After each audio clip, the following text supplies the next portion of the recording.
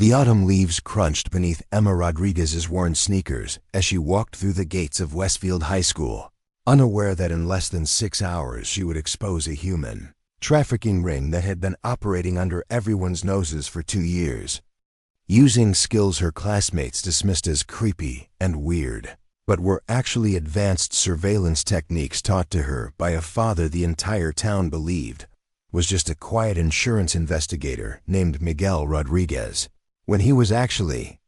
Special Agent Miguel Rodriguez of the FBI's Human Trafficking Task Force, what the sneering teenagers who had tormented Emma for her habit of memorizing license plates,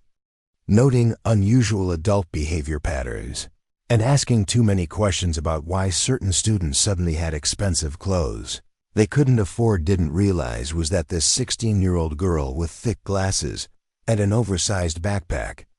full of detailed observation notebooks had been trained since childhood to recognize the exact type of predatory recruitment tactics that were targeting vulnerable students right here in their seemingly safe suburban community. Before we dive into this incredible story, tell us in the comments what state you're watching from, and if this resonates with you, make sure to hit that subscribe button because tomorrow we have something even more shocking that you won't want to miss. Emma had always been different, though she couldn't quite articulate why until much later when the pieces of her unusual childhood began forming a clear picture of purposeful training, disguised as family games and bonding activities. While other children played video games or watched cartoons, Emma's father had taught her to observe people's body language, memorize vehicle descriptions, and notice inconsistencies in stories that adults told about their daily activities. What she had interpreted as her father's natural curiosity about their neighbors and community was actually the professional paranoia of someone who had spent 15 years investigating the darkest crimes humanity could inflict upon its most vulnerable members. Miguel Rodriguez had moved his family to Westfield, Pennsylvania, specifically because the quiet suburban town of 43,000 people seemed like the perfect place to raise a daughter away from the violence and corruption that defined his professional life hunting human traffickers across the northeastern United States. The 2-story colonial house on Maple Street, with its white picket fence and carefully maintained garden, represented everything he had wanted to provide for Emma and her mother, Carmen, who believed her husband's cover story about working as a senior claims investigator for a national insurance company that required frequent travel and occasional emergency responses to major incidents. Emma's mother, Carmen Rodriguez, worked as a bilingual social worker for the county's Family Services Department, a position that naturally complemented Miguel's hidden profession while providing perfect cover for the family's genuine commitment to helping vulnerable people in their community. Carmen's work with at-risk teenagers and troubled families gave the Rodriguez household a reputation for being involved in community service and social justice causes, which explained Miguel's keen interest in local affairs and his daughter's unusual awareness of social problems that most teenagers ignored or failed to recognize. The Rodriguez family had settled into Westfield's suburban rhythm with careful deliberation, becoming the kind of neighbors who attended PTA meetings, volunteered for community cleanup days, and hosted backyard barbecues for other families on their street. Miguel's apparent job as an insurance investigator provided perfect justification for his odd hours, frequent phone calls, and occasional urgent departures that actually involved coordinating with federal law enforcement agencies across multiple states. His cover was so thoroughly constructed that even Carmen's closest friends at the social services office believed her husband was exactly what he appeared to be, a dedicated family man with a boring but stable job that occasionally required him to investigate accident claims or insurance fraud in other cities. Emma's childhood had been filled with what she remembered as elaborate games that her father invented to entertain her during long car rides, family walks, and quiet evenings at home. The license plate memory game had taught her to automatically record vehicle information and connect it to specific locations and times of day. The people-watching challenge had developed her ability to read facial expressions, body language, and behavioral patterns that revealed when adults were lying, scared, or hiding something important. The story consistency test had trained her to listen carefully to how people described events and identify contradictions or details that didn't align with observable evidence. These activities had seemed like natural expressions of her father's analytical personality and his desire to teach his daughter critical thinking skills that would serve her well in academic and professional settings. Emma had excelled at these family games, developing an almost supernatural ability to notice details that escaped other people's attention and to remember complex information with photographic precision. Her parents had praised her observational skills and encouraged her to trust her instincts when something seemed wrong or inconsistent with normal patterns of behavior. However, Emma's extraordinary abilities had made her social life at Westfield High School increasingly difficult as her classmates interpreted her heightened awareness and analytical tendencies as signs that she was weird, antisocial, or deliberately trying to make other people uncomfortable. Her habit of noticing things that others missed, asking probing questions about inconsistencies in people's stories, and remembering details about conversations and events that had happened weeks or months earlier had earned her a reputation as someone who was either incredibly nosy or possibly dangerous in ways that made her peers instinctively avoid her. The bullying had started in her freshman year when Emma had inadvertently embarrassed a popular senior by pointing out inconsistencies in his story about why he had missed several days of school. She had noticed that his explanation about being sick didn't align with social media posts showing him at parties and shopping malls, and her innocent questions about the timeline had exposed his lies in front of other students who found the situation hilarious but deeply resented Emma's role in causing the embarrassment. From that point forward, Emma had been labeled as someone who couldn't be trusted with secrets and who had an annoying tendency to pay too much attention to other people's business. The social isolation had deepened throughout her sophomore year, as Emma's classmates discovered that she had an unnerving ability to remember conversations, predict behavioral patterns, and notice connections between seemingly unrelated events. Her attempts to participate in normal teenage social activities were consistently undermined by her trained instincts to analyze and evaluate everything happening around her. When friends shared gossip, Emma would ask probing questions about sources and motivations that made people uncomfortable. When classmates told stories about their weekend activities, Emma would notice details that didn't make sense and ask for clarification that revealed lies or exaggerations. The systematic bullying had escalated during her junior year when a group of popular students led by Madison Pierce and Tyler Harrison began targeting Emma with increasingly cruel harassment designed to punish her for being different and to discourage other students from associating with her. The campaign included spreading rumors about Emma's family, mocking her appearance and social awkwardness, excluding her from group activities, and creating social media content designed to humiliate her in front of the entire school community. The bullies had discovered that Emma's analytical nature made her particularly vulnerable to psychological manipulation and gaslighting, techniques that questioned her perceptions and made her doubt her own observations. Madison Pierce, whose father owned several successful restaurants throughout the county, had positioned herself as the unofficial leader of Westfield High's social hierarchy through a combination of wealth, natural charisma, and ruthless willingness to destroy anyone who threatened her status or popularity. Her targeting of Emma had begun as casual entertainment, but had evolved into something approaching obsession as Madison discovered that Emma's unusual abilities and stubborn independence made her resistant to the social pressure tactics that worked effectively on other students. Tyler Harrison, whose family had moved to Westfield when his father became the high school's new athletic director, had aligned himself with Madison's social group as a strategy for establishing his position in an unfamiliar community.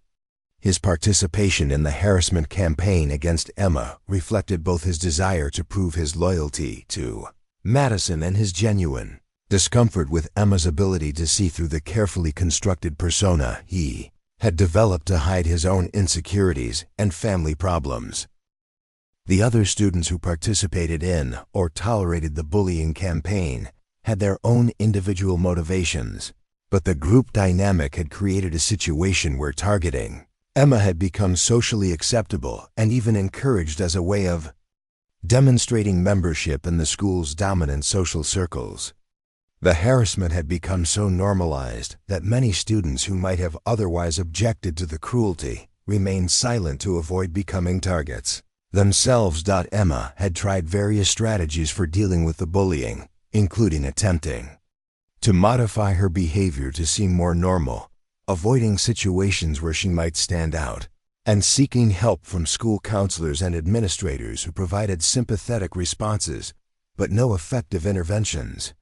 The school's anti-bullying policies were designed to address physical violence and obvious harassment, but were inadequate for dealing with the sophisticated psychological manipulation and social exclusion tactics that Madison's group employed. The harassment had reached a particularly intense level in recent weeks as Emma's junior year progressed in college. Preparation activities created additional social pressures and competitive dynamics among the student body. Emma's academic excellence and her applications to prestigious universities had made her a target for students who resented her success and wanted to undermine her confidence and achievements. The bullying had become more personal and vindictive. As Emma's tormentors realized that their campaign was failing to break her spirit or force her to leave the school, Emma's parents had been aware that she was having social difficulties at school, but they had interpreted her reports of bullying as typical teenage drama rather than a systematic campaign of harassment that was affecting her mental health and academic performance. Miguel's professional training in recognizing signs of trauma and distress had been compromised by his parental desire to believe that his daughter was strong enough to handle normal adolescent challenges without requiring his intervention or protection. Carmen had encouraged Emma to focus on her studies and extracurricular activities while avoiding confrontations with problematic classmates, advice that reflected her professional experience with troubled teenagers, but failed to account for the specific dynamics of the harassment Emma was experiencing. Both parents had assumed that Emma's analytical skills and emotional intelligence would enable her to navigate social challenges successfully, not realizing that these same abilities were making her a target for students who felt threatened or uncomfortable around someone who could see through their deceptions and manipulations. The morning of October 15th had begun like any other day in Emma's increasingly difficult junior year, with her usual routine of careful observation and strategic avoidance designed to minimize her exposure to harassment while maintaining her academic responsibilities and personal integrity. She had no way of knowing that before the final bell rang, her weird habits and trained instincts would expose a criminal conspiracy that had been hidden in plain sight, vindicating her analytical approach to understanding the world while forcing her family to confront the reality that their carefully constructed suburban anonymity was about to be shattered forever. Emma's alarm clock buzzed at precisely 6:30 on that crisp October morning, the same time it had sounded every school day for the past 3 years as part of her carefully structured routine that helped her navigate the social minefield that Westfield High School had become. She rolled out of bed in her modest bedroom, decorated with academic achievement certificates, astronomy posters, and the detailed observation journals that her classmates would have found deeply disturbing if they had ever seen the meticulous notes she kept about behavioral patterns, vehicle movements, and inconsistencies in the stories that surrounded her daily life at school. The Rodriguez household operated with the quiet efficiency of a family where everyone understood their roles and responsibilities without requiring extensive discussion or coordination. Carmen had already left for an early morning meeting with the county social services team, leaving behind a plate of homemade breakfast burritos and a note reminding Emma about her dentist appointment scheduled for the following week. Miguel sat at the kitchen table reading news reports on his tablet while drinking coffee from a mug that proclaimed him world's most boring insurance guy, a gift from Carmen that had become his favorite piece of cover identity reinforcement. Emma grabbed her breakfast and settled across from her father, automatically scanning his body, language and facial expressions with the analytical skills that had become second nature through years of what she still believed were family games designed to sharpen her critical thinking abilities. This morning she noticed subtle signs of tension around his eyes and a particular way he held his shoulders that indicated he was processing information about something serious and potentially dangerous, though she had no context for understanding that his apparent focus on insurance industry news actually involved encrypted communications about a multi-state human trafficking investigation. Miguel looked up from his tablet with the warm smile that had always made Emma feel safe and valued, even during the most difficult periods of her social struggles at school. His ability to project calm paternal concern while maintaining operational security about his real profession had been refined through years of undercover work, but with Emma, his protective instincts were entirely genuine and unrelated to any professional considerations about maintaining his cover identity. "How are you feeling about the history presentation today, Mia?" he asked, using the Spanish endearment that connected Emma to her cultural heritage while reinforcing the family dynamics that made their suburban life seem completely normal to neighbors and community members who had no reason to suspect that. Miguel Rodriguez was anything other than a devoted father with a stable but unremarkable career in insurance. Claims investigation. Emma appreciated her father's consistent interest in her academic achievements and social challenges, though she had learned to edit her responses to avoid worrying him about the extent of the harassment she faced daily at school. Her parents knew that she had difficulty fitting in with her classmates, but Emma had deliberately minimized her descriptions of the systematic bullying campaign to protect them from feeling responsible for her social isolation or questioning their decision to raise her with the analytical skills that made her so different from other teenagers. "I'm ready for the presentation," Emma replied honestly, having spent weeks researching her topic about the social and economic factors that enabled organized crime to flourish in seemingly safe suburban communities. The irony that her academic research was examining the exact type of criminal activity that her father investigated professionally was lost on both of them, though Miguel felt a familiar twinge of unease about how naturally Emma gravitated toward understanding the darker aspects of human behavior and social systems. Emma's choice of research topics had concerned Miguel without him being able to articulate why her academic interests in criminal justice and social pathology seemed inappropriate for a 16-year-old girl who should have been focused on typical teenage concerns like college preparation, extracurricular activities, and normal social relationships. His professional experience had taught him that civilians who became too interested in understanding criminal behavior often had personal reasons that indicated exposure to trauma or danger, but he had convinced himself that Emma's analytical nature was simply an expression of intellectual curiosity rather than a response to threats in her immediate environment. After finishing breakfast, Emma gathered her school materials with the methodical precision that had become her trademark. Among teachers who appreciated her organizational skills and academic dedication, her backpack contained not only the standard textbooks and assignment folders that every student carried, but also the detailed observation notebooks that documented patterns and anomalies she had noticed around Westfield High School over the past several months. These notebooks contained information that would prove crucial later in the day, though Emma had no way of anticipating how her habit of recording seemingly insignificant details would expose a criminal conspiracy that had been operating under everyone's noses. The walk to school took Emma through the tree-lined residential neighborhoods that defined Westfield's suburban character, past the carefully maintained houses where her classmates lived with families who had no idea that their community was being systematically infiltrated by criminals who specialized in identifying and exploiting vulnerable teenagers. Emma's trained observational skills automatically cataloged vehicle movements, noting which cars appeared regularly in different locations and which adults seemed to be paying unusual attention to. Student activities and schedules. Emma had developed her own routes to and from school that minimized her exposure to the groups of students who had made harassment a daily ritual, but her path through the residential areas also provided opportunities to observe patterns that had been troubling her for several weeks without her being able to articulate exactly why certain details seemed significant.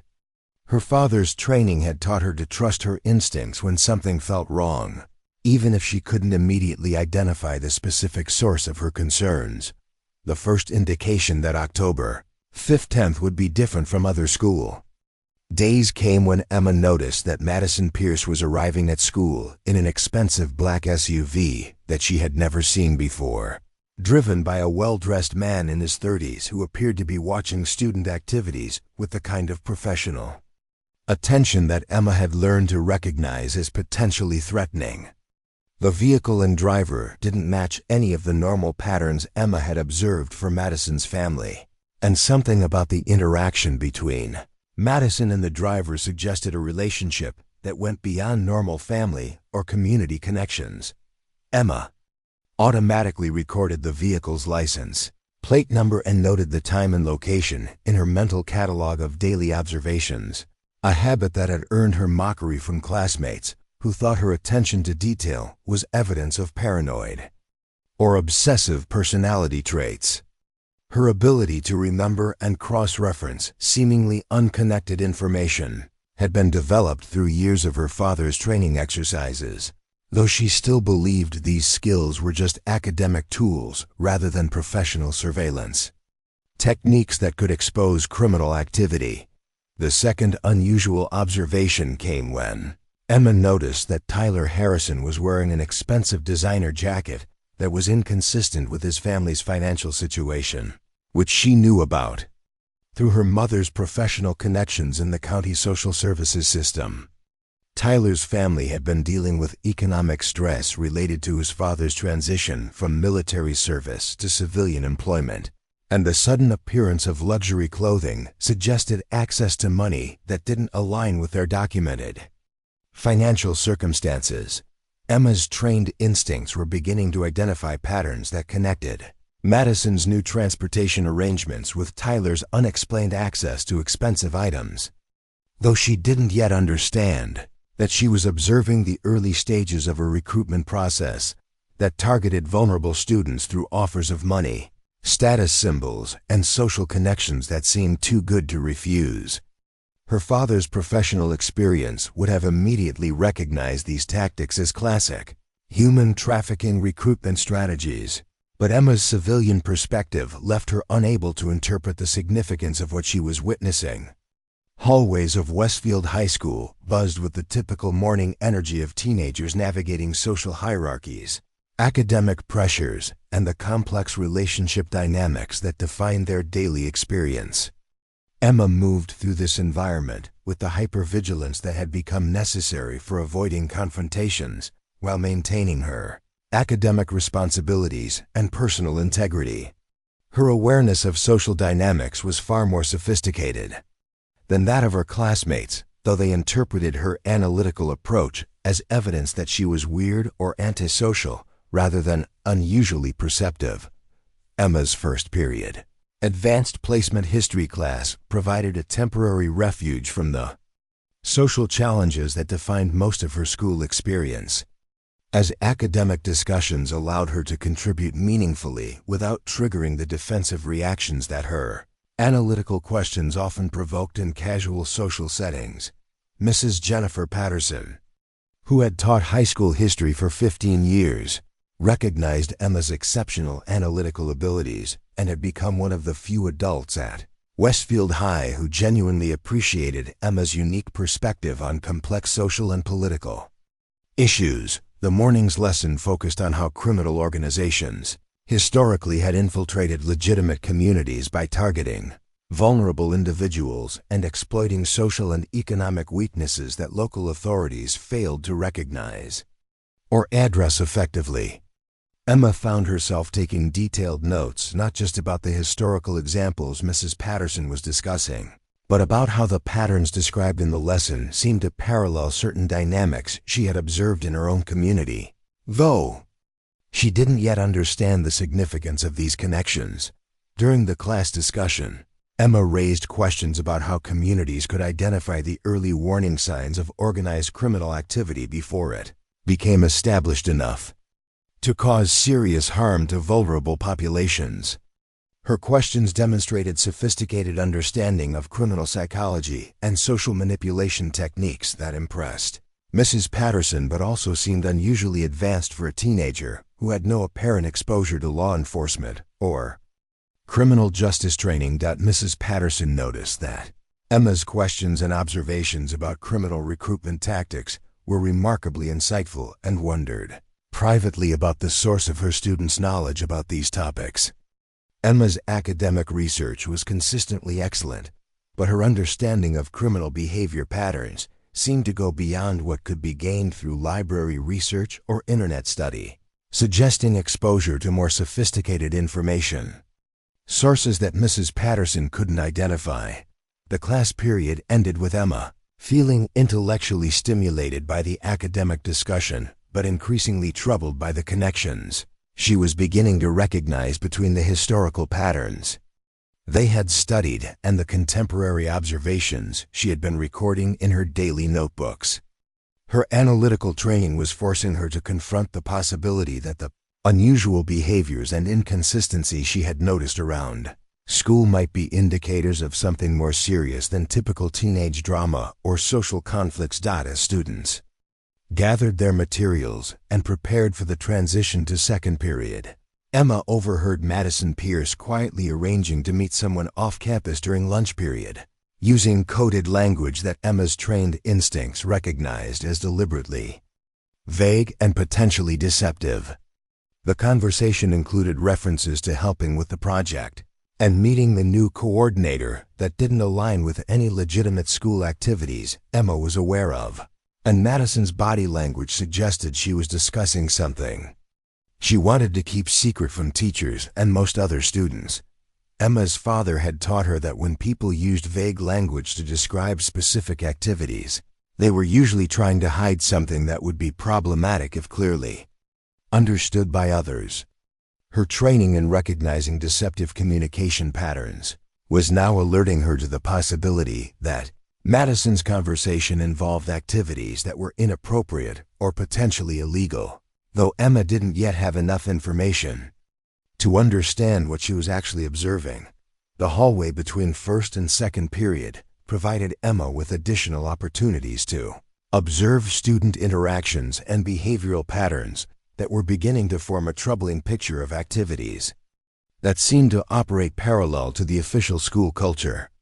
Emma noticed that certain students were receiving text messages that prompted immediate and secretive responses, suggesting communication networks that existed outside normal social media and academic channels that teachers and administrators would be able to monitor. Emma's second period advanced placement biology class would normally have provided another academic sanctuary where she could focus on scientific concepts rather than social dynamics. But her heightened awareness of the patterns she had been observing made it difficult for her to concentrate on cellular respiration and photosynthesis when her mind was processing increasingly concerning information about the social environment that surrounded her daily life. Dr. Marcus Weber, who taught advanced placement biology with the enthusiasm of someone who genuinely loved both science and teaching, noticed that Emma seemed distracted and less engaged than usual during the mornings. Laboratory exercise. Emma's typical academic performance was consistently excellent, and her ability to understand complex scientific concepts had made her one of Dr. Weber's most promising students. So her apparent preoccupation with non-academic concerns was both Unusual and concerning. Emma realized that her training in observation and analysis was beginning to reveal aspects of her school environment that would require her to make difficult decisions about how to respond to information that seemed to indicate serious problems affecting other students. Her father had taught her that knowledge created responsibility, and that people who possessed information about potential dangers had moral obligations to act on that knowledge even when doing so might be personally costly or socially difficult. The morning was progressing exactly as Emma had planned in terms of her academic responsibilities and social avoidance strategies, but her analytical skills were forcing her to confront the reality that the weird abilities her classmates mocked might actually be revealing criminal activity that threatened the safety and well-being of vulnerable students throughout Westfield High School.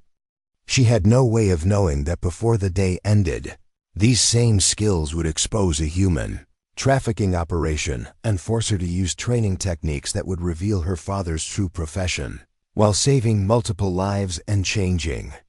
her family's carefully constructed suburban existence forever. The crisis began to unfold during third period when Emma noticed that 3 students who had been present for morning attendance were now mysteriously absent from their scheduled classes, despite having been seen in the hallways just an hour earlier. Her trained memory for patterns and anomalies immediately flagged this as unusual, because Westfield High School maintained strict policies about students leaving campus during school hours, and the missing students hadn't appeared to be sick or dealing with family emergencies that would justify their sudden disappearance from the academic schedule. Emma's heightened awareness of these absences was triggered by her observation that all 3 missing students, Madison Pierce, Tyler Harrison, and a quiet sophomore named Ashley Chun, had been part of conversations she had overheard, involving vague references to off-campus meetings and special projects that didn't align with any legitimate school activities. Her father's training had taught her that when multiple people disappeared simultaneously after discussing secretive activities, the situation warranted careful attention and possibly immediate action to prevent harm. During her advanced placement chemistry class, Emma found herself unable to concentrate on molecular bonding theories while processing the growing list of concerning observations that were beginning to form a pattern she couldn't ignore. Her analytical skills were forcing her to confront the possibility that her classmates were involved in activities that could be dangerous, illegal, or both, and that the adults responsible for student safety might be unaware of what was happening. Under their supervision, Mr. David Sullivan, who had taught chemistry at Westfield High for 12 years, noticed that Emma seemed distracted and kept checking the classroom clock as if she was expecting something to happen or waiting for information that hadn't arrived. Emma's typical classroom behavior was characterized by intense focus and active participation in laboratory exercises, so her apparent preoccupation with non-academic concerns represented a significant departure from her normal academic engagement. When Mr. Sullivan quietly asked Emma if she was feeling well or dealing with personal problems that were affecting her ability to focus on the chemistry lesson, she realized that her trained surveillance instincts were making her behavior obvious to observant adults who knew her normal patterns. Her father had taught her that effective observation required maintaining normal routines and behaviors while processing unusual information, but the significance of what she was witnessing was making it difficult to maintain her typical academic composure. Emma's concerns deepened when she noticed that the school's administrative staff seemed unaware that several students were missing from their scheduled classes, suggesting that whatever was happening was being coordinated to avoid triggering normal attendance monitoring systems. Her understanding of institutional procedures told her that the missing students had either found ways to manipulate the attendance system or were receiving assistance from someone with access to administrative processes. The situation escalated during fourth period when Emma observed a black SUV with tinted windows parked in the faculty parking lot. Despite not recognizing the vehicle as belonging to any staff member, she knew. Her trained memory for vehicle patterns immediately connected this SUV to the one she had seen dropping off Madison Pierce that morning, suggesting that whoever was coordinating the mysterious off-campus activities had returned to the school. For reasons that weren't immediately apparent, Emma's analytical training kicked into high gear as she realized that the combination of missing students, secretive communications, and unidentified vehicles suggested a coordinated operation that was taking place during school hours, but outside normal administrative oversight. Her father's lessons about recognizing criminal activity patterns were now providing her with a framework for understanding that she might be witnessing something far more serious than typical teenage rule-breaking or social drama. During her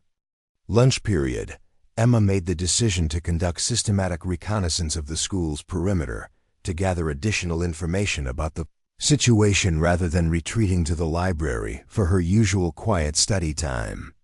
Her father had taught her that when faced with potential threats, passive observation was often insufficient, and that sometimes active investigation was necessary to understand the scope and nature of dangerous situations.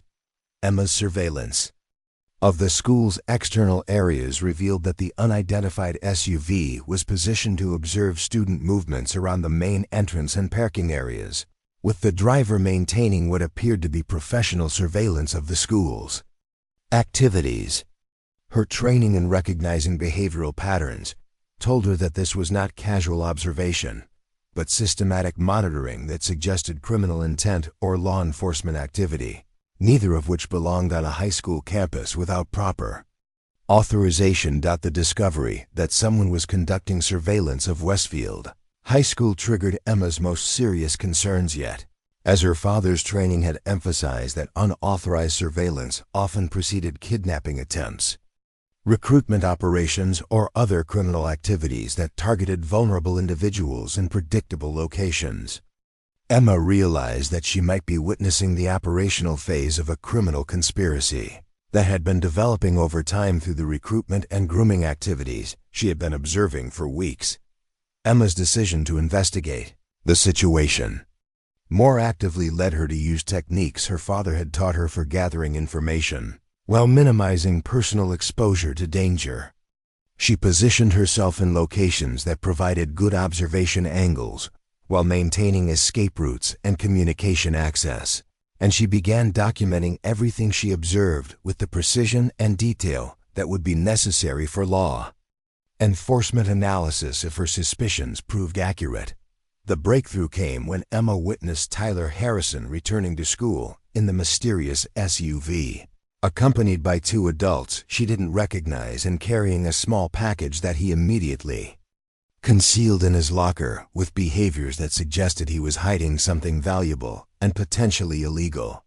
Tyler's body language indicated stress and fear rather than excitement or satisfaction, suggesting that his involvement in whatever was happening was not entirely voluntary or positive. Emma's observation of Tyler's return provided crucial information about the timing and nature of the activities that were taking place off campus, as his apparent distress and secretive behavior indicated that students were being taken away from school for purposes that were harmful or coercive rather than beneficial. Her father's training had taught her to recognize signs of duress and manipulation, and Tyler's demeanor clearly indicated that he had been subjected to experiences that were traumatic or threatening. The situation became even more alarming when Emma realized that Ashley Chun had not returned with Tyler, suggesting that some students who were being taken off campus were not coming back to school at all. Her analytical skills forced her to confront the possibility that she was witnessing kidnapping or trafficking activities that were using the school as a hunting ground for vulnerable teenagers who could be targeted, recruited, and removed without triggering immediate attention from authorities. Emma's growing understanding of the criminal operation prompted her to review her detailed observation notebooks to identify additional patterns and connections that might reveal the scope and organization of what appeared to be a systematic exploitation scheme. Her months of recording seemingly insignificant details about student behaviors, adult interactions, and vehicle movements suddenly became crucial intelligence that could expose a conspiracy that threatened multiple students throughout the school community. The notebook review revealed that the suspicious activities Emma had been observing were part of a longer-term pattern that involved identifying vulnerable students, gradually building relationships and trust, offering financial incentives and social opportunities, and eventually moving selected students into situations where they could be controlled and exploited. Emma realized that her analytical training had been documenting a textbook human trafficking operation that was using sophisticated psychological manipulation and social engineering techniques. Emma's recognition that she was dealing with human trafficking rather than typical criminal activity triggered protocols. Her father had taught her about situations that required immediate law enforcement intervention rather than continued observation or personal investigation. Her training emphasized that trafficking operations were extremely dangerous for civilians to investigate independently, and that professional law enforcement resources were necessary to safely rescue victims and apprehend perpetrators. However, Emma also realized that her unique position as a student with advanced surveillance training had provided her with information that might not be available to law enforcement agencies that were investigating from outside the school community. Her detailed documentation of the operation's methods, timing, and personnel could be crucial for building a case and preventing additional students from being victimized, but only if she could find a way to communicate her findings to appropriate authorities. The dilemma Emma faced was complicated by her father's careful construction of his cover identity, which meant that revealing her analytical training and surveillance capabilities would inevitably expose his real profession and destroy the family's carefully maintained suburban anonymity. Emma understood that saving her classmates from human trafficking would require sacrificing her family's privacy and security, but her moral training left her with no acceptable alternative to taking action. Emma's internal conflict between protecting her family's secrets and protecting vulnerable students was resolved when she witnessed Madison Pierce being forcibly returned to the school by the same adults who had taken Tyler off campus earlier. Madison's physical appearance and emotional state clearly indicated that she had been subjected to trauma, abuse, or coercion, and her obvious distress eliminated any possibility that the off-campus activities were voluntary or harmless. The sight of Madison's condition triggered Emma's deepest moral convictions about the responsibility to protect others from harm, regardless of personal costs or social complications. Her father's training had emphasized that knowledge of criminal activity created moral obligations that superseded personal preferences about privacy, safety, or convenience, and Emma realized that she could no longer justify passive observation. When she possessed information that could save lives, Emma's decision to take action was complicated by the realization that the normal channels for reporting criminal activity at school teachers, counselors, and administrators might not be adequate for addressing a sophisticated trafficking operation that had managed to operate undetected for months.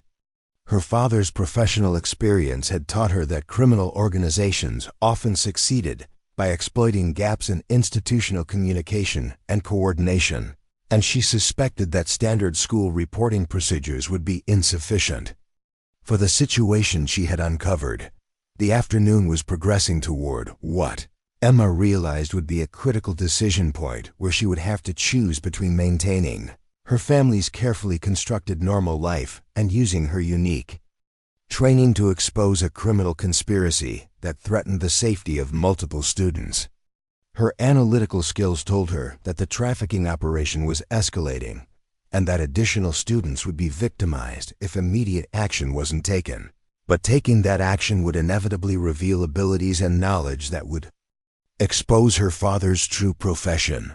Emma's recognition that she possessed crucial information about an active human trafficking operation created an urgent moral imperative that overrode her concerns about personal and family consequences. Her father's training had prepared her for exactly this type of situation where civilian safety required law enforcement intervention, and she realized that her unique position as both a trained observer and a trusted member of the school community made her the only person capable of providing the information necessary to stop the criminal activity before more students were harmed. The final trigger for Emma's decision to reveal her training came when she observed additional vehicles arriving at the school with adults who appeared to be coordinating expanded operations that would target more students for off-campus removal. Her analytical assessment told her that the trafficking operation was moving into an accelerated phase that would result in multiple kidnappings if immediate action wasn't taken, and that her information might be the only way to prevent a disaster that would devastate multiple families throughout the Westfield community. Emma realized that the weird, analytical abilities her classmates had mocked and the training her father had disguised as family games were about to become the tools that would expose one of the most sophisticated criminal operations their community had ever faced, forcing her to choose between the quiet suburban life her family had carefully constructed and the moral obligation to use her unique skills to protect vulnerable people from predators who had been hiding in plain sight. Emma's first attempt to alert school authorities about the trafficking operation she had uncovered met with the kind of polite dismissal that her father's training had taught her to expect when civilians tried to report complex criminal activity to institutions that weren't equipped to recognize or respond to sophisticated threats. Mrs. Sandra Phillips, the guidance counselor who had been Emma's primary contact for academic and social support throughout her difficult high school experience, listened to Emma's carefully prepared summary of her observations with the patient expression of someone who dealt regularly with teenage concerns that seemed urgent to students but rarely required immediate adult intervention. The meeting in Mrs. Phillips' office revealed the fundamental gap between Emma's trained understanding of criminal behavior patterns and the institutional perspective that interpreted student concerns through the lens of typical adolescent drama and social conflicts. When Emma attempted to explain the significance of coordinated student absences, unidentified vehicles, and behavioral changes that indicated coercion and exploitation, Mrs. Phillips responded with reassuring platitudes about teenage social dynamics and suggestions that Emma might be overthinking situations that had innocent explanations. Mrs. Phillips' dismissive response to Emma's detailed intelligence about human trafficking operations reflected the institutional blindness that allowed criminal organizations to operate successfully within community settings where authority figures weren't trained to recognize the sophisticated manipulation and recruitment techniques that traffickers use to identify and exploit vulnerable victims. Emma realized that her analytical training had provided her with knowledge that exceeded the expertise of school administrators, who were responsible for student safety but lacked the specialized education necessary to identify criminal activity. Frustration Emma felt during her unsuccessful meeting with Mrs. Phillips was compounded by her recognition that the guidance counselor's skepticism was entirely reasonable from a civilian perspective, as Emma's observations would indeed seem paranoid and implausible to someone who hadn't been trained to recognize the operational patterns of organized criminal enterprises. Her father's lessons about the challenges of convincing civilians to take criminal threats seriously were now proving prophetic in ways that highlighted the isolation of her unique knowledge and capabilities. Emma's second attempt to alert school authorities involved approaching Mr. Robert Chun, the assistant principal responsible for student discipline and safety, with a more focused presentation that emphasized the immediate danger to specific students rather than the broader criminal conspiracy she had identified. Her strategy was based on her father's advice that institutional authority figures were more likely to respond to concrete threats against named individuals than to abstract concerns about criminal organizations that might be operating in their Jurisdiction. Mr. Chun's response to Emma's warnings about student safety demonstrated the institutional risk aversion that prioritized avoiding false alarms, over-investigating potential threats that might prove embarrassing or disruptive if they turned out to be based on misunderstandings or teenage misperceptions. When Emma described her observations about students being taken off campus by unidentified adults, Mr. Chun asked for specific evidence that would justify official investigation rather than accepting her analytical assessment of behavioral patterns and suspicious activities. The demand for concrete evidence that would meet legal standards for criminal investigation placed Emma in an impossible position, as her father's surveillance training had taught her to recognize criminal activity through pattern analysis and behavioral observation rather than through the kind of physical evidence that civilian institutions required before taking action. Emma realized that her unique analytical capabilities were creating a knowledge gap that institutional procedures weren't designed to bridge effectively. Emma's growing frustration with the institutional response to her warnings was intensified by her awareness that the trafficking operation was continuing to target vulnerable students, while school authorities debated whether her concerns warranted investigation. Her training had taught her that criminal organizations relied on institutional inertia and bureaucratic delays to complete their operations before law enforcement could respond effectively, and she could see this dynamic playing out in real time as administrators prioritized procedural caution over student protection. The situation deteriorated further when Emma's attempts to warn individual students about the dangers she had identified were met with hostility and disbelief from the very people she was trying to protect. Her conversation with Jamie Martinez, a sophomore who had been receiving attention from the same adults Emma had identified as traffickers, revealed that the criminal organization had been more successful in building trust and credibility with vulnerable students than Emma could achieve with her warnings about abstract dangers. Jamie's defensive reaction to Emma's attempts to explain the trafficking operation reflected the psychological manipulation techniques that criminal organizations use to isolate victims from potential sources of help and information. The traffickers had convinced Jamie that adults who warned about dangers were trying to prevent her from accessing opportunities for financial independence and social advancement, making Emma's genuine concern appear to be motivated by jealousy or malicious interference. Emma's failure to convince Jamie to avoid the trafficking recruitment efforts highlighted the sophisticated psychological techniques that criminal organizations employed to maintain control over their victims and prevent outside intervention.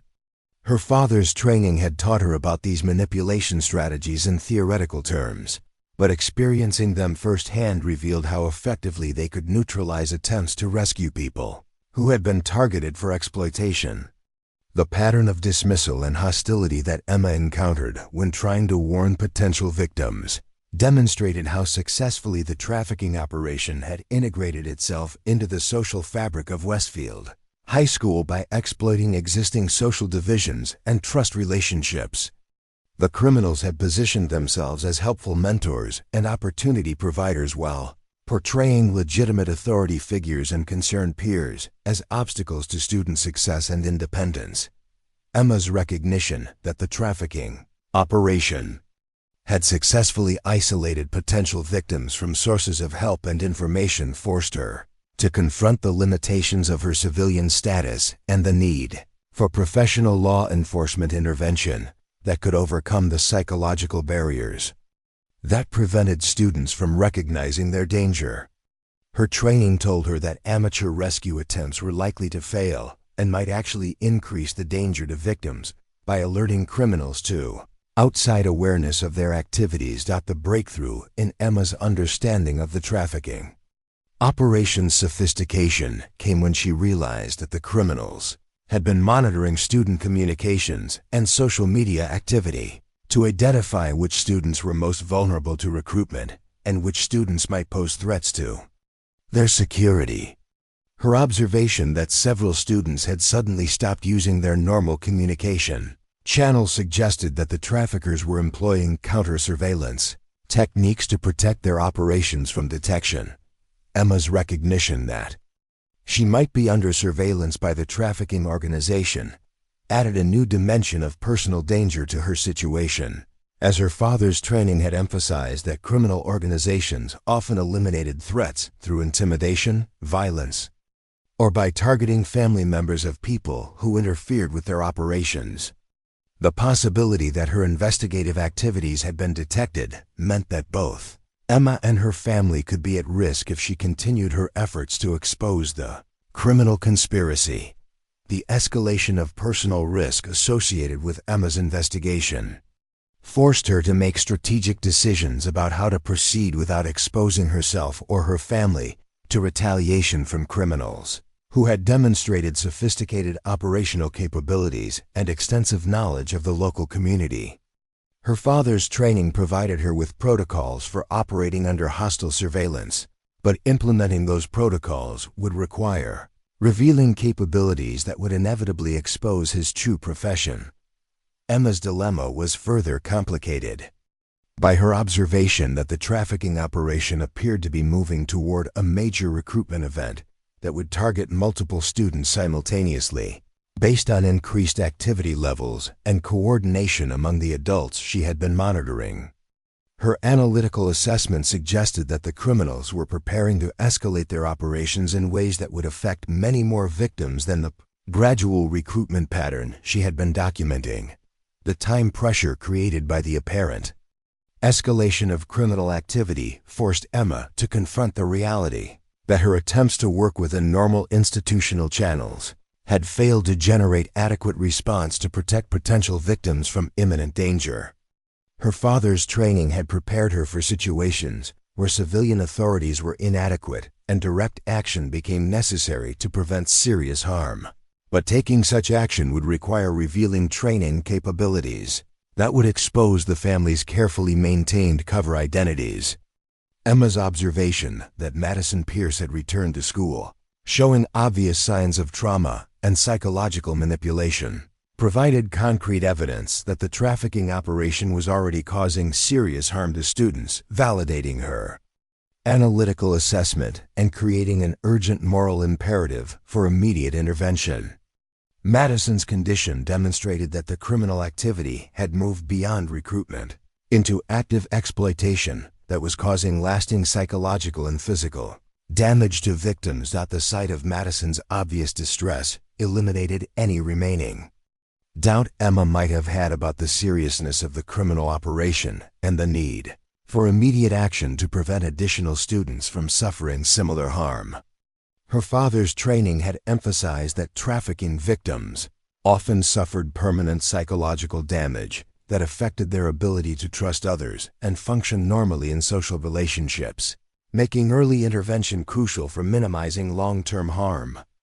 Emma's decision to escalate her response to the trafficking operation was triggered by her observation that Tyler Harrison was being pressured to recruit additional students for off-campus activities, suggesting that the criminal organization was using previous victims as tools for expanding their operations. Her understanding of trafficking psychology told her that this represented a particularly dangerous phase where the pace of victimization would accelerate rapidly unless immediate intervention disrupted the criminal network. The recognition that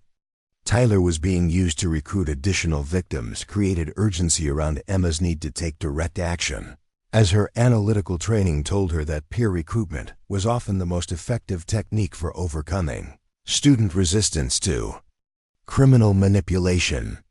Tyler's established relationships with other students would give him credibility that outside adults couldn't achieve, making him an extremely valuable asset for expanding the trafficking operation.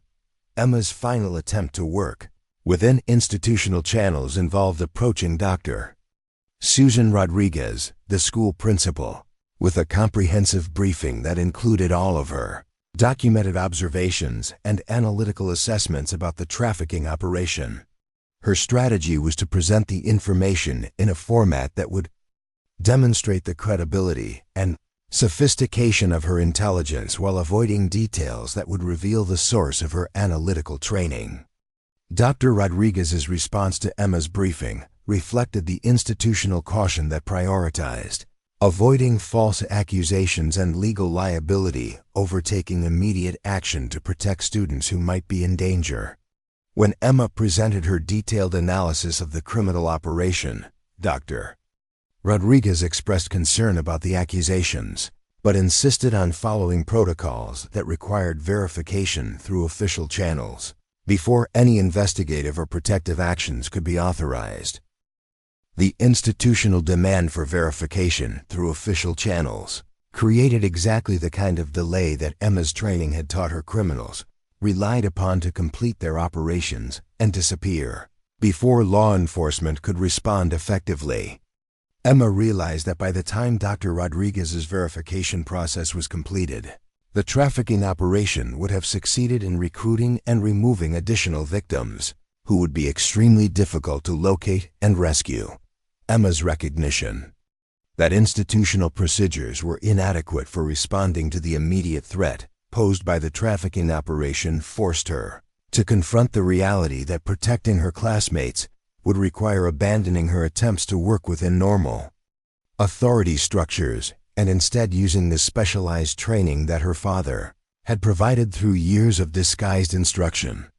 The decision to reveal her capabilities would inevitably expose Miguel's true profession and destroy the family's carefully constructed suburban anonymity. But Emma's moral training left her with no acceptable alternative to taking action that could save lives.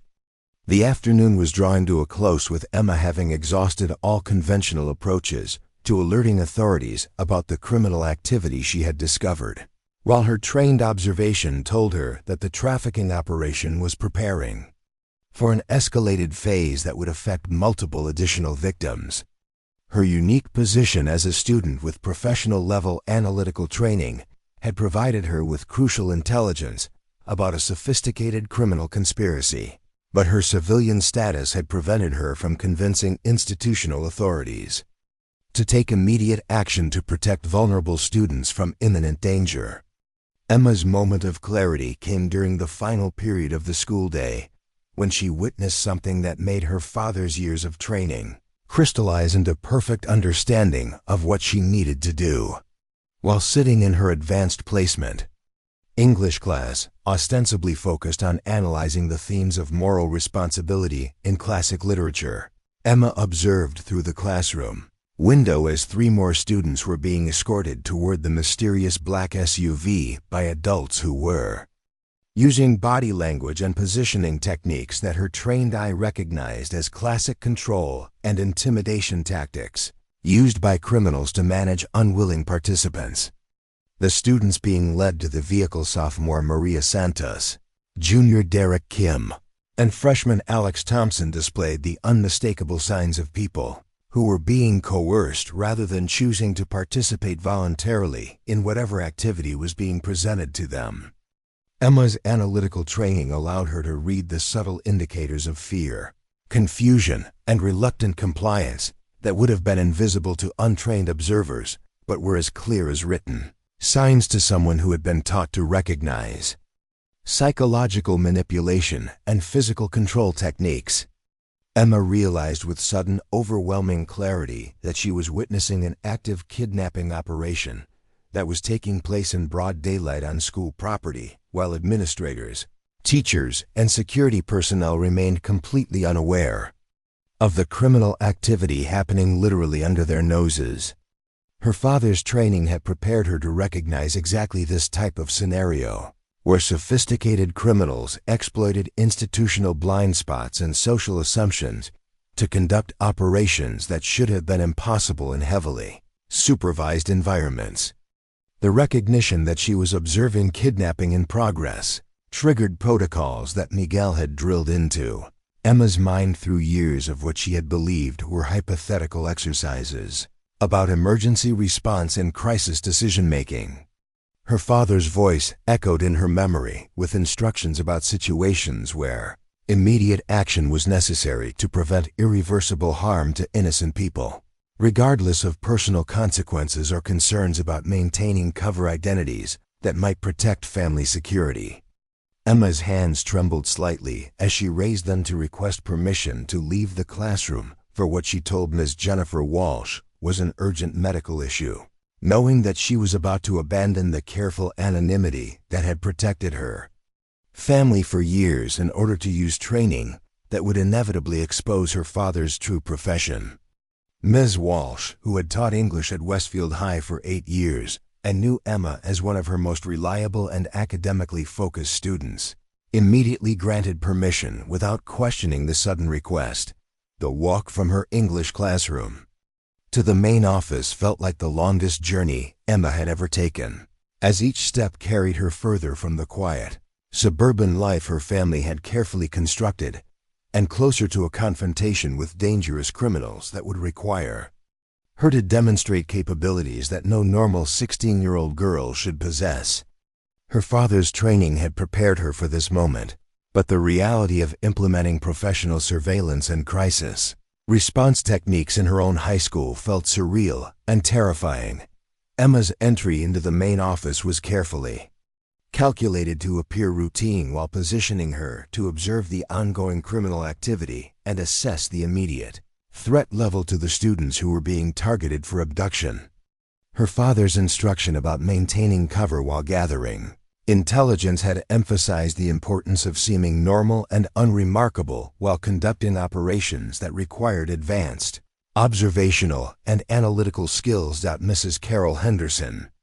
the school secretary who had known Emma since her freshman year as a polite and academically excellent student who rarely required administrative attention, looked up from her computer with the friendly expression she reserved for students who weren't in trouble and didn't seem to be dealing with serious problems. Emma's typically calm demeanor and academic reputation provided perfect cover for her true purpose in accessing the administrative area during what she knew was a critical phase of the trafficking operation. Emma's request to use the office phone to contact her father about a family emergency was entirely truthful, though Mrs. Henderson had no way of understanding that the emergency involved human trafficking, and that Emma's father possessed professional expertise that was crucial for resolving the crisis. Emma's careful phrasing of her request emphasized the urgency of reaching her father immediately while avoiding details that might prompt questions about the nature of the emergency or the reasons for her obvious anxiety. The phone call that would change everything began with Emma speaking in the casual tone she used for normal family communications, but her carefully chosen words contained coded information that Miguel's professional training allowed him to decode instantly. When Emma mentioned that she was observing unusual patterns in her science project and needed his help with interpreting data that seemed to indicate dangerous chemical reactions, Miguel understood that his daughter was reporting criminal activity using the communication protocols he had taught her for exactly this type of emergency. Miguel's transformation from concerned parent to operational FBI agent was instantaneous and invisible to anyone who might have been observing his reaction to what appeared to be a routine call from his daughter about academic concerns. His years of undercover work had taught him to maintain cover identities even during crisis situations, but Emma's coded message told him that the time for maintaining their civilian facade was rapidly approaching and that would require careful coordination to protect both his family and the victims of whatever criminal operation Emma had uncovered. Emma's ability to communicate complex intelligence information through seemingly innocent conversation demonstrated the effectiveness of the training Miguel had provided through years of family games and bonding activities that had actually been sophisticated instruction in surveillance, analysis, and secure communication techniques. Their father-daughter relationship had become a perfectly functional intelligence partnership that could operate effectively even when both parties were under observation by potentially hostile forces. Miguel's professional assessment of Emma's situation was based on his immediate recognition that his daughter's analytical capabilities had identified a criminal operation that posed immediate danger to multiple victims. and that her unique position as a trusted member of the school community had provided her with intelligence that would be crucial for law enforcement response. His paternal instincts warred with his professional understanding that Emma might be the only person capable of providing the real-time intelligence necessary to prevent additional kidnappings. The decision to authorize Emma to continue her surveillance and intelligence gathering represented one of the most difficult choices Miguel had ever made, as it required him to place his 16-year-old daughter in a potentially dangerous situation, while maintaining the cover identity that had protected their family for years. His professional experience told him that Emma's position and training made her uniquely valuable for preventing additional victims from being taken, but his parental emotions rebelled against asking her to take risks that trained agents would find challenging. Emma's relief at finally being able to share her observations with someone who understood their significance was tempered by her recognition that her father's professional response confirmed the seriousness of the situation she had uncovered. Miguel's immediate shift into operational mode told Emma that her analytical assessment had been accurate, and that the criminal activity she had been observing was indeed as dangerous and sophisticated as her training had suggested. The coordination of intelligence sharing between Emma and Miguel required them to maintain their cover identities while exchanging information that would allow Miguel to assess the immediate threat level and begin coordinating with his FBI colleagues who specialized in human trafficking investigations. Emma's detailed observations about the operational patterns, vehicle information, and personnel involved in the trafficking ring provided Miguel with intelligence that would normally require weeks of professional surveillance to accumulate. Miguel's ability to verify Emma's observations through FBI databases and ongoing investigations revealed that the trafficking operation at Westfield High School was connected to a larger criminal network that his task force had been investigating for months without being able to identify the specific recruitment locations and methods being used to target victims. Emma's intelligence represented a breakthrough that could potentially dismantle an entire trafficking organization while rescuing multiple victims who had already been taken. Emma's role as an active intelligence asset was formalized when Miguel explained that her continued observations would be crucial for coordinating the law enforcement response that was already being mobilized to address the immediate threat to students at Westfield High School. Her father's professional colleagues would be arriving within hours to conduct arrests and rescue operations, but Emma's real-time intelligence about the criminals' movements and plans would be necessary to ensure that victims weren't moved or harmed before law enforcement could intervene. The transformation of Emma's weird analytical habits into active intelligence operations felt both natural and terrifying as she realized that her father's training had been preparing her for exactly this type of situation where civilian safety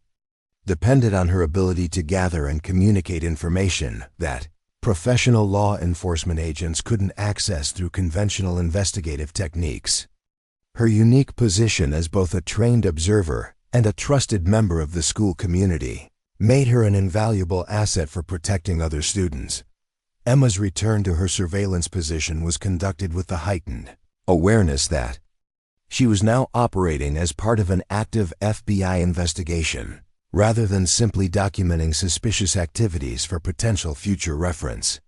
Her father's instructions about maintaining cover while gathering specific intelligence about the traffickers' immediate plans and victim selection criteria gave her a clear mission that utilized all of the analytical and observational skills she had been developing through years of disguised training.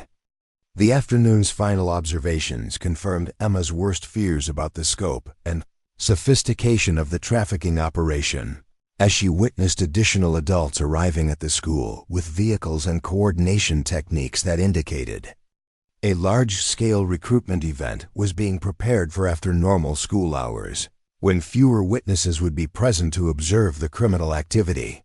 Her analytical assessment told her that the traffickers were planning to abduct multiple students simultaneously, using techniques that would minimize resistance and delay discovery of the Kidnappings. Emma's intelligence about the planned mass abduction triggered immediate federal response protocols that Miguel had hoped would never be necessary, as the threat to multiple children required resources and coordination that went far beyond normal law enforcement capabilities. The FBI's human trafficking task force was mobilizing specialized teams that could respond to active kidnapping situations while maintaining the operational security necessary to prevent the criminals from detecting law enforcement presence before arrests could be made. The weight of responsibility that Emma felt as she realized that her observations and continued intelligence gathering would directly determine whether her classmates lived or died was unlike anything her father's training exercises had prepared her to handle. The theoretical scenarios Miguel had used to teach her, analytical and decision-making skills, had become a life-or-death reality, where her choices would have permanent consequences for people she had known since childhood. Emma's recognition that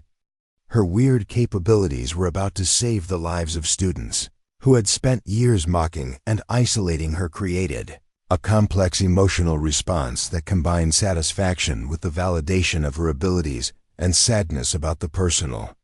costs that her family would inevitably face when their cover identities were destroyed by the public exposure that would follow the rescue operations.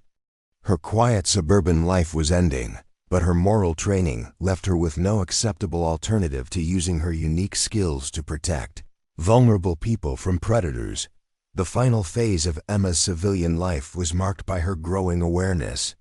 that within hours she would transition from being an anonymous high school student to being a key witness in a federal criminal case that would attract national media attention and forever change her family's relationship with the community they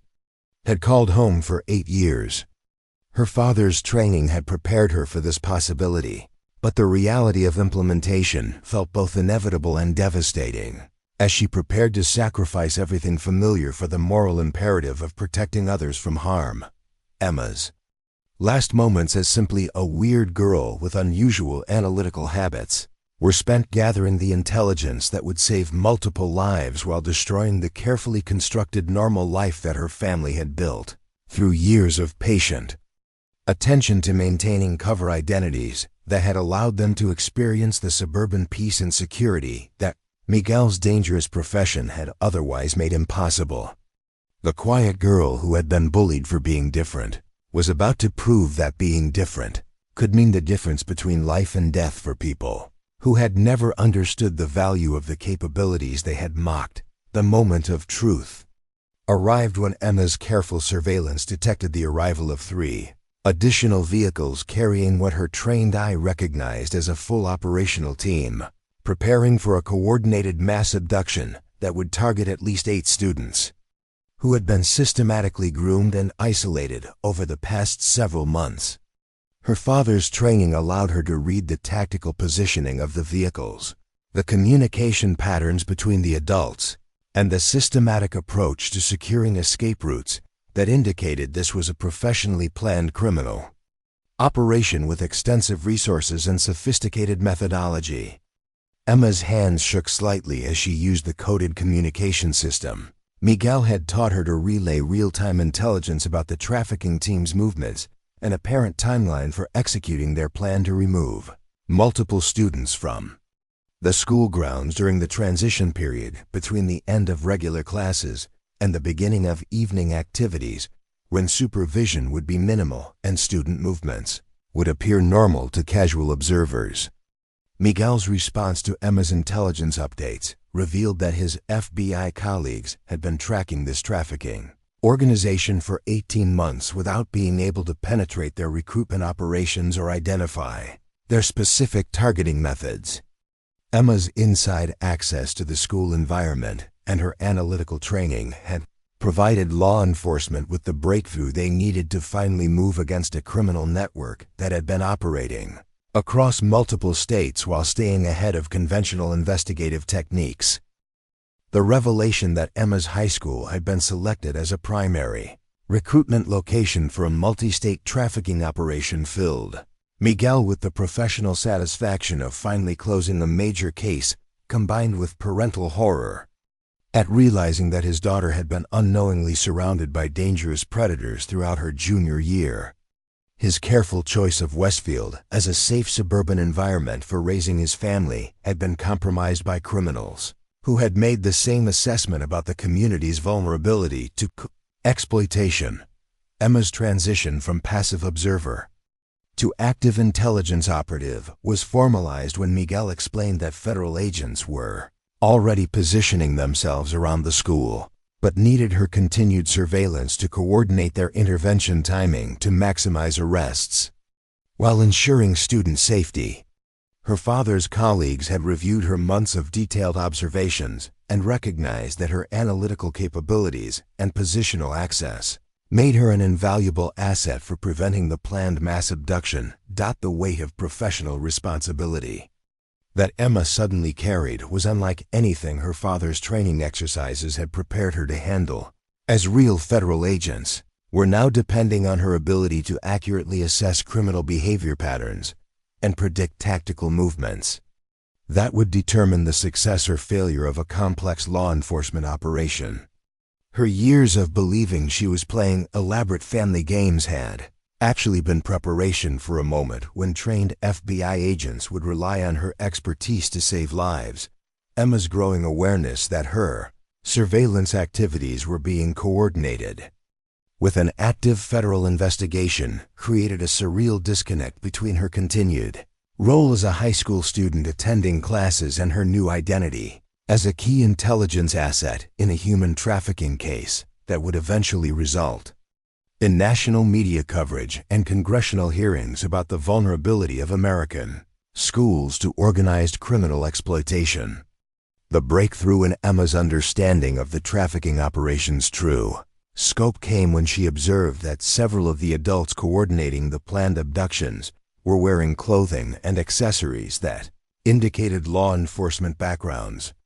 suggesting that the criminal organization had recruited corrupt officials who could provide inside information about investigative techniques and operational security measures that would help them avoid detection by federal authorities.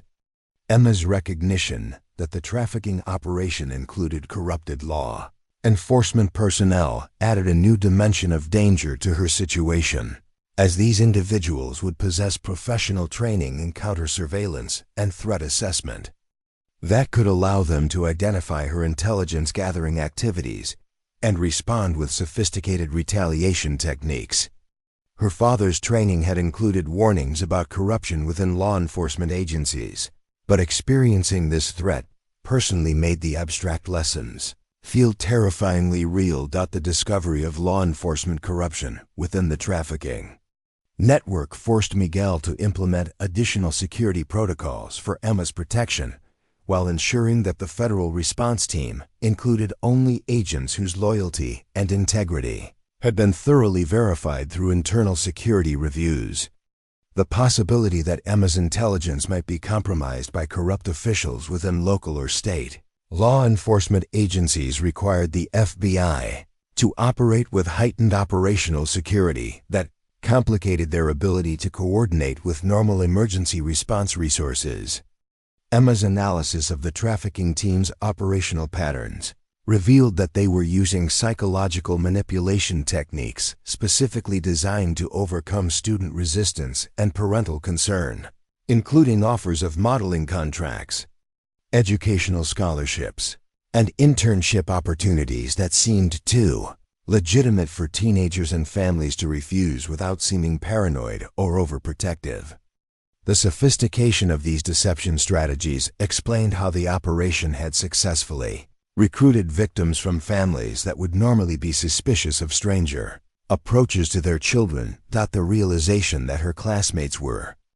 being targeted through seemingly legitimate opportunities for advancement created a new level of urgency in Emma's intelligence gathering, as she understood that students and parents would not recognize the danger until they were already under the traffickers' control. Her father's training had taught her about these deception techniques in theoretical terms, but seeing them implemented against people she knew personally made the abstract lessons feel devastatingly real and immediate. Emma's detailed knowledge of her classmates' personalities, family situations, and vulnerabilities allowed her to predict which students would be most susceptible to the trafficking recruitment tactics, providing federal agents with intelligence about likely targets that would enable them to position protective resources more effectively. Her insider understanding of the social dynamics at Westfield High School had become a crucial strategic advantage for law enforcement operations that would otherwise have required weeks of surveillance to develop. The emotional complexity of using her knowledge of her classmates' personal problems and insecurities to help federal agents protect them from trafficking operations created moral conflicts that Emma's training hadn't fully prepared her to handle. Her father's lessons about using intelligence to protect innocent people had focused on abstract scenarios rather than situations where she would need to analyze the vulnerabilities of people she had known since childhood. Emma's growing role as a central intelligence asset in the federal investigation required her to maintain her normal academic and social routines while conducting surveillance operations that could determine the success or failure of a complex law enforcement response to an immediate threat against multiple students. The psychological pressure of appearing normal while managing life or death responsibilities created stress levels that challenged even her extensive training in crisis management and operational security. The afternoon surveillance revealed that Madison Pierce was not simply a victim of the trafficking operation, but had been converted into a recruiter who was actively identifying additional students for targeting, using her social connections and insider knowledge of family situations to help the criminal organization refine their approach to each potential victim. Emma's recognition of Madison's role as an unwilling accomplice rather than simply a victim added new complexity to the law enforcement response planning. Emma's analysis of Madison's behavior patterns indicated that she was operating under some form of coercion or threat that prevented her from seeking help while forcing her to participate in activities that would harm other students. Her father's training had included instruction about how trafficking victims were often forced to become recruiters through psychological manipulation, physical threats, or leverage over family members, making them simultaneously victims and perpetrators. The discovery that Madison had been turned into a recruitment asset for the trafficking operation explained many of the social dynamics that Emma had been observing throughout the school year, including Madison's increased hostility toward students who asked questions or seemed suspicious of her activities. Emma realized that Madison's bullying campaign against her had been partially motivated by professional concern about Emma's analytical capabilities posing a threat to the criminal operation. Emma's recognition that she had been systematically targeted for harassment because her observational skills threatened the trafficking operation created a new understanding of the personal attacks she had endured throughout her junior year. Her classmates' mockery of her weird, analytical habits had been encouraged and amplified by criminals who understood that Emma's capabilities could expose their activities if she was allowed to investigate freely. The realization that her months of social isolation and psychological harassment had been orchestrated by human traffickers who wanted to discredit her observations and prevent other students from taking her warnings seriously filled Emma with anger that temporarily overwhelmed her professional training in maintaining emotional control during crisis situations. Her father's lessons about staying objective during investigations had not prepared her for the personal violation of discovering that her own suffering had been deliberately inflicted by criminals. Miguel's professional assessment of Emma's situation included recognition that her emotional response to discovering the personal nature of the attacks against her was entirely normal and understandable, but that her continued effectiveness as an intelligence asset would require her to channel that anger into focused determination to ensure that the criminals responsible for her harassment and her classmates' victimization faced appropriate consequences. Through successful prosecution, Emma's ability to transform her personal anger into professional motivation represented a crucial test of the psychological training that Miguel had provided through years of instruction about maintaining operational effectiveness under stress. Her father's lessons about using emotional responses as sources of strength, rather than allowing them to compromise judgment and decision-making, were now being applied in circumstances that would determine the success or failure of a federal law enforcement operation. The late afternoon coordination between Emma and the federal response team required her to balance her continued surveillance responsibilities with the need to appear normal to potential traffickers who might be monitoring student behavior for signs of law enforcement awareness. Her father's training in maintaining cover identities during active operations was being tested under conditions where any deviation from normal patterns could alert criminals to the impending law enforcement response. Emma's final intelligence update before the federal agents moved into position revealed that the trafficking operation was preparing to execute their planned mass abduction within the next 2 hours, using the cover of normal after-school activities to remove targeted students from the campus without triggering immediate attention from teachers or administrators. Her analytical assessment indicated that this represented the last opportunity for law enforcement intervention before multiple students would disappear into a criminal network that federal agents had been unable to penetrate for 18 months. The transition from intelligence gathering to active crisis management marked the end of Emma's role as a passive observer and the beginning of her participation in a federal law enforcement operation that would save multiple lives while exposing her family's carefully maintained cover identities to media scrutiny and public attention that would permanently change their suburban lifestyle. Her quiet existence as an anonymous high school student was ending, but her moral training left her with no acceptable alternative to using her unique capabilities to protect vulnerable people from predators who had been hiding in plain sight throughout her community.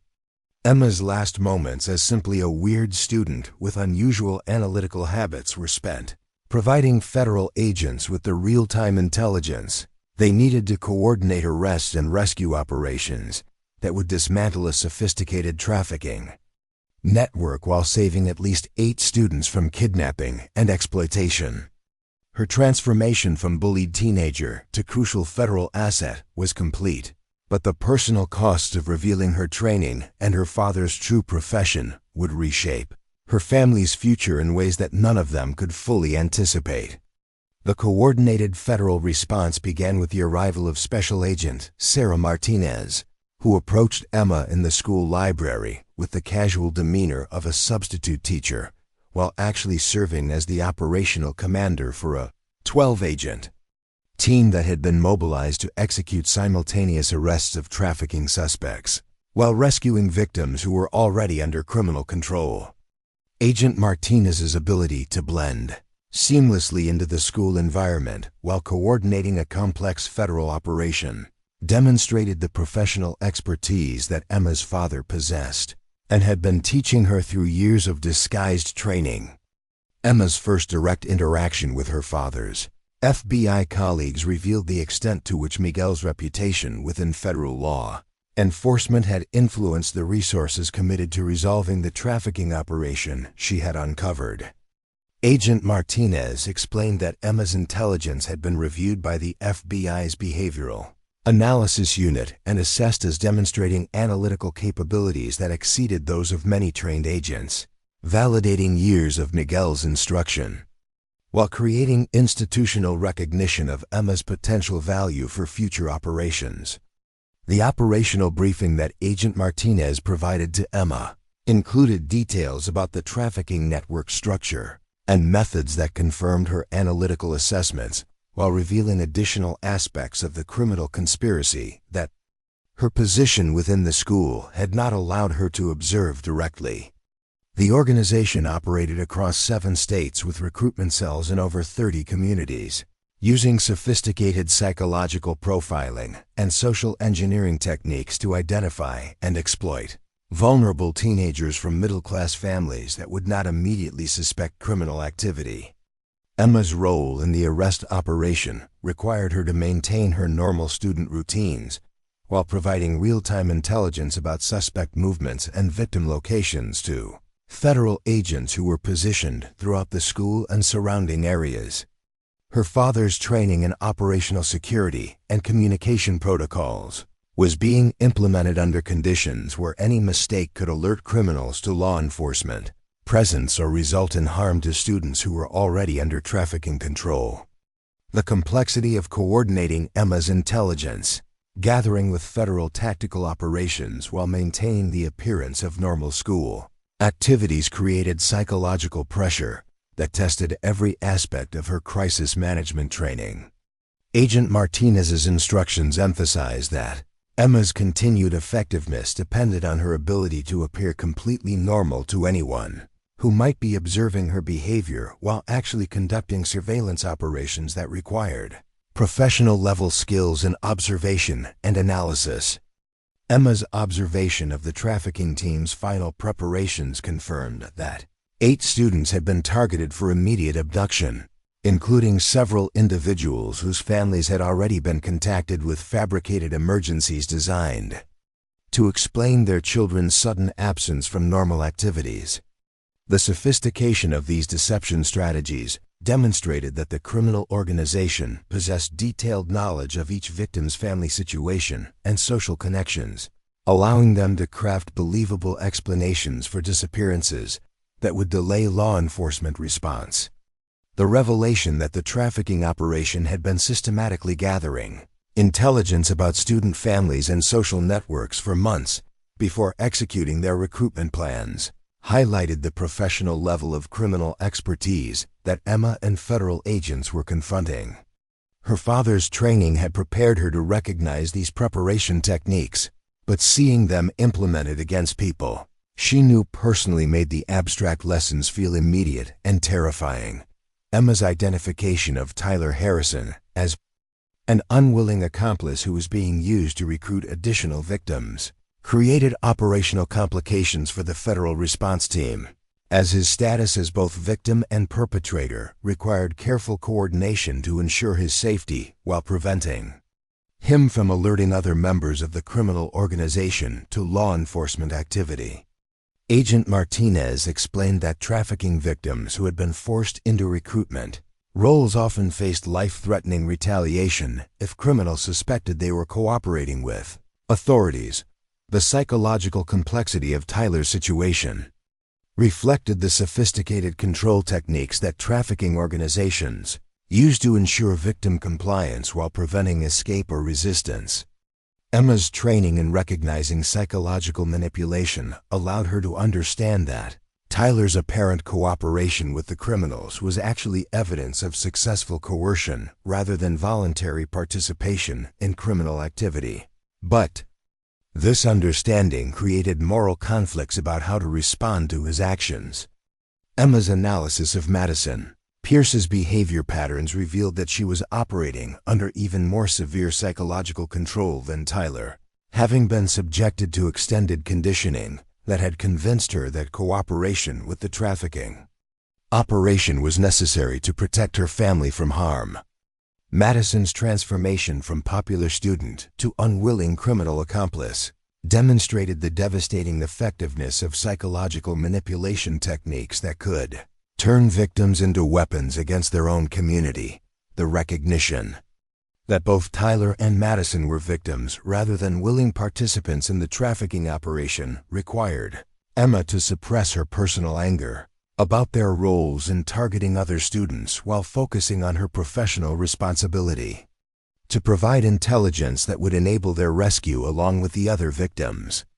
Her father's training in maintaining objectivity during crisis situations was being tested under conditions where personal emotions threatened to compromise operational effectiveness. Emma's real-time intelligence about the timing and logistics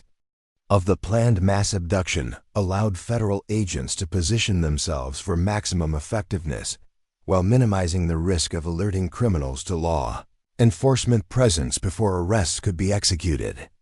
Agent Martinez's coordination of tactical teams required precise timing based on Emma's continued surveillance of suspect movements and communication patterns. The breakthrough moment came when Emma observed that the trafficking team was beginning to move students toward departure points using techniques designed to make their activities appear normal to casual observers while actually executing carefully planned kidnapping operations.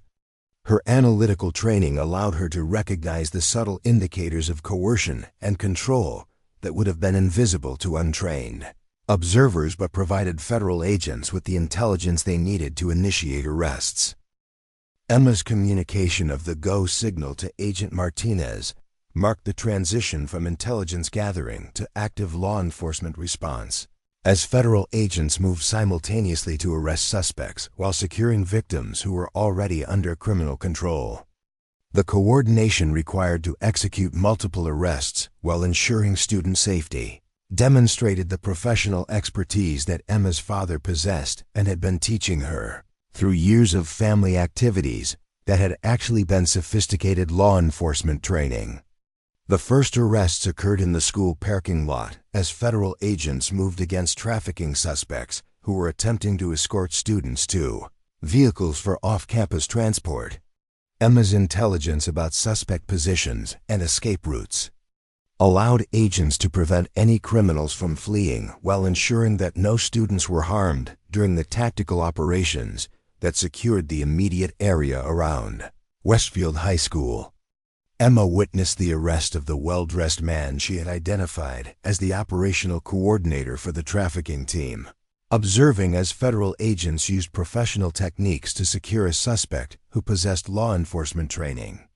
and would have been capable of sophisticated resistance if he had detected the approaching operation. The sight of handcuffs being applied to someone who had been orchestrating the exploitation of her classmates provided Emma with satisfaction that validated her decision to reveal her training despite the personal costs to her family. The rescue of Ashley Chun from a vehicle where she was being held under chemical sedation demonstrated the immediate, life-threatening danger that Emma's intelligence had helped federal agents prevent. Ashley's condition provided concrete evidence that the trafficking operation had progressed far beyond recruitment into active kidnapping and assault, validating Emma's analytical assessment of the criminal threat while highlighting the urgency that had driven her decision to expose her capabilities. Emma's observation of Tyler Harrison's arrest required her to process the complex emotions associated with seeing someone she had known since childhood being taken into federal custody as both a victim and an accomplice in criminal activity. Agent Martinez's explanation that Tyler would receive victim services rather than prosecution helped Emma understand that federal law enforcement recognized the psychological coercion that had forced him to participate in targeting other students. The coordination of multiple simultaneous arrests across the school campus while maintaining operational security and student safety demonstrated the professional expertise that federal agents brought to crisis situations that exceeded the capabilities of local law enforcement agencies. Emma's intelligence had been crucial for enabling this level of tactical coordination, but the successful execution required resources and training that reflected years of federal investment in anti-trafficking operations. Emma's role in guiding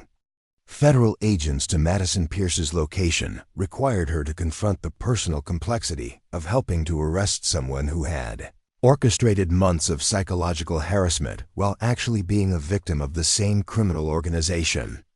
Madison's condition when federal agents located her provided evidence of severe psychological conditioning and possible chemical control that explained her behavior patterns, while generating sympathy for someone Emma had previously considered a personal enemy. The rescue operations that Emma observed throughout the afternoon provided her with concrete validation that her months of enduring social isolation and harassment had served a purpose that extended far beyond her personal situation. Her willingness to maintain her analytical activities despite consistent mockery and hostility from classmates had generated the intelligence necessary to save 8 students from trafficking operations while exposing a criminal network that had been operating undetected for over a year. The emotional complexity of watching federal agents arrest and rescue people she had known throughout her high school experience created psychological conflicts that Emma's training had not fully prepared her to manage. Her father's lessons about maintaining professional objectivity during crisis situations were being tested under conditions where personal relationships and community connections complicated her ability to process the events she was witnessing and facilitating. Agent Martinez's debriefing session with Emma included recognition that her analytical capabilities and operational performance had exceeded federal expectations while demonstrating potential for future law enforcement applications that could significantly enhance anti-trafficking operations. Emma's unique combination of analytical training and social access had provided federal agents with intelligence that conventional investigative techniques would have required months to develop. The successful completion of the arrest and rescue operations marked the end of Emma's civilian life and the beginning of a transition period that would require her family to navigate media attention, legal proceedings, and security concerns that would permanently change their relationship with the Westfield community. Her decision to reveal her training had saved multiple lives while exposing her father's cover identity and destroying the suburban anonymity that had protected their family for 8 years. Emma's transformation from bullied teenager to crucial federal asset was complete, but the personal costs of using her unique capabilities to protect vulnerable students would continue to unfold as her family faced the consequences of choosing service over privacy when lives hung in the balance. Her quiet existence as an anonymous high school student had ended forever, but her moral training confirmed that saving 8 students from trafficking operations justified any personal sacrifices that would be required in the aftermath of exposing a sophisticated criminal conspiracy that had been hiding in plain sight. 3 months after the arrests that dismantled the trafficking operation at Westfield High School, Emma Rodriguez stood before a packed auditorium at the FBI Academy in Quantico, Virginia, receiving the Director's Award for Exceptional Public Service, the highest civilian honor that the Bureau could bestow upon someone who had contributed significantly to federal law enforcement operations. A 16-year-old girl who had been mocked for being weird was now being recognized by the nation's premier law enforcement agency for analytical capabilities that had saved 8 lives while exposing a criminal network that had operated across multiple states for nearly 2 years. The ceremony itself felt surreal to Emma, who found herself sharing the stage with federal officials whose professional accomplishments had shaped national security policy, while she was still trying to navigate the social complexities of high school relationships and college preparation activities. Director Patricia Williams, whose 30-year career had included oversight of some of the FBI's most significant counterterrorism and organized crime investigations, spoke about Emma's contribution with the kind of institutional recognition that would forever change how federal agencies thought about civilian intelligence assets and community-based crime prevention. Emma's acceptance speech focused not on her personal achievements, but on the importance of teaching young people to trust their analytical instincts and speak up when they observed patterns that seemed dangerous or wrong, even when adults initially dismissed their concerns as teenage paranoia or overactive imagination. Her message resonated with an audience that included federal agents, congressional representatives, and victim advocacy organizations who understood that Emma's story represented a paradigm shift in how law enforcement agencies could work with civilian communities to identify and prevent sophisticated criminal operations. The media attention that surrounded Emma's recognition had transformed her from an anonymous suburban teenager into a national symbol of youth empowerment and analytical thinking. But it had also created security concerns that required ongoing federal protection for her family, while criminal associates of the trafficking network faced prosecution in multiple jurisdictions. Miguel's cover identity as an insurance investigator had been permanently destroyed, forcing him to transition into an official federal role that acknowledged his 15 years of undercover service, while providing institutional support for his family's adjustment to life under public scrutiny. Miguel Rodriguez's promotion to Assistant Special Agent in charge of the FBI's Human Trafficking Task Force reflected both recognition of his professional excellence and institutional acknowledgement that his unique experience with deep cover operations had prepared him for leadership responsibilities that could enhance federal anti-trafficking efforts. His new position allowed him to develop training programs that would teach other agents how to maintain cover identities while raising families in communities that might contain criminal operations requiring investigation. The Rodriguez families' adjustment to their new circumstances required them to navigate complex decisions about privacy, security, and community involvement that would have been unnecessary if they had maintained their suburban anonymity, but were now essential for managing the public attention that followed Emma's federal recognition. Carmen Rodriguez had transitioned from county social worker to federal victim services coordinator, using her professional experience with at-risk families to help trafficking survivors rebuild their lives after rescue operations. Emma's return to Westfield High School as a senior required extensive coordination with school administrators, federal security personnel, and media relations specialists who worked to ensure that she could complete her education while managing the public interest in her story and the ongoing legal proceedings that would continue for months as prosecutors built cases against the trafficking network members who had been arrested. Her academic performance remained excellent, but her social relationships had been fundamentally altered by the revelation of her role in exposing the criminal conspiracy. The transformation of Emma's social status from bullied outsider to celebrated hero created new complexities in her relationships with classmates, who had previously mocked her analytical habits but now sought her friendship with motivations that seemed opportunistic rather than genuine. Tyler Harrison and Madison Pierce, who had been rescued from the trafficking operation and were receiving intensive psychological counseling, struggled with guilt and trauma that made normal teenage social interactions difficult for all parties involved.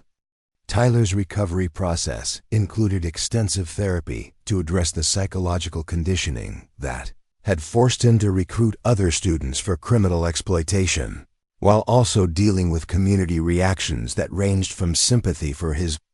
victimization to anger about his role in targeting classmates for trafficking operations.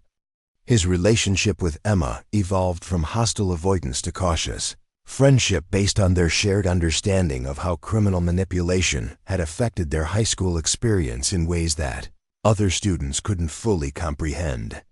Madison Pierce's psychological rehabilitation required even more intensive intervention, as her role as a primary recruiter had involved deeper conditioning and more severe trauma than other victims had experienced. Her attempts to apologize to Emma for the harassment campaign were complicated by Emma's recognition that Madison's behavior had been influenced by criminal coercion rather than personal malice, creating forgiveness dynamics that required maturity and understanding beyond normal teenage emotional capabilities. The legal proceedings that followed the trafficking arrests provided Emma with additional opportunities to demonstrate her analytical capabilities while contributing to prosecutions that would result in sentences ranging from 15 years to life imprisonment for members of a criminal organization that had exploited over 40 teenagers across 7 states. Her testimony before federal grand juries and congressional oversight committees established precedents for how civilian intelligence could be integrated into federal law enforcement operations while protecting the safety and privacy of non-professional contributors. Emma's expert testimony about the psychological manipulation techniques used by trafficking organizations influenced federal policy recommendations about prevention, education, and community awareness programs that could help other schools and communities identify criminal recruitment activities before they progress to active exploitation of vulnerable students. Her unique perspective as both a trained analyst and a potential victim provided insights that professional law enforcement officers couldn't offer from their institutional positions. The scholarship opportunities that resulted from Emma's federal recognition included full academic funding for any university program she chose to pursue, along with internship opportunities at federal agencies that specialized in criminal analysis, victim services, and international law enforcement cooperation. Her academic interests had expanded to include criminal psychology, international relations, and public policy analysis that would prepare her for graduate study in fields that could utilize her analytical capabilities for continued public service. Emma's decision to attend Georgetown University's School of Foreign Service reflected her interest in understanding how criminal organizations operated across international boundaries and how diplomatic cooperation could enhance law enforcement efforts to combat human trafficking on a global scale. Her undergraduate studies would include internships with both the State Department and the FBI that would provide practical experience with the intersection of criminal investigation and international policy coordination. The documentary film about Emma's story, produced by a major network with cooperation from federal agencies and victim advocacy organizations, focused on the importance of analytical thinking and moral courage in protecting vulnerable people from sophisticated criminal exploitation. The film's educational impact included adoption by school districts throughout the country as part of safety education programs that taught students how to recognize and report suspicious adult behavior while encouraging them to trust their instincts about situations that seemed wrong or dangerous. Emma's continuing relationship with the FBI included informal consultation on cases involving analytical challenges that could benefit from her unique perspective, while also participating in training programs that taught federal agents how to work effectively with civilian intelligence assets who possessed specialized knowledge about community dynamics and social patterns. Her contributions to federal law enforcement had evolved from emergency crisis response to ongoing professional collaboration that enhanced institutional capabilities. The Rodriguez family's new home in the Washington, D.C. metropolitan area provided them with proximity to federal facilities while offering Emma access to educational and professional opportunities that would have been unavailable in their previous suburban setting. Their transition from anonymous middle-class family to recognized public servants required adjustments in lifestyle and security awareness, but it also provided them with a sense of purpose and contribution that made their sacrifices feel meaningful. Emma's speaking engagements at schools, conferences, and law enforcement training facilities across the country allowed her to share her experience while encouraging other young people to develop analytical thinking skills and moral courage that could make them effective advocates for community safety and social justice. Her message consistently emphasized that being different or weird could actually be valuable if those differences involved capabilities that could help protect vulnerable people from harm. The long-term impact of Emma's story extended beyond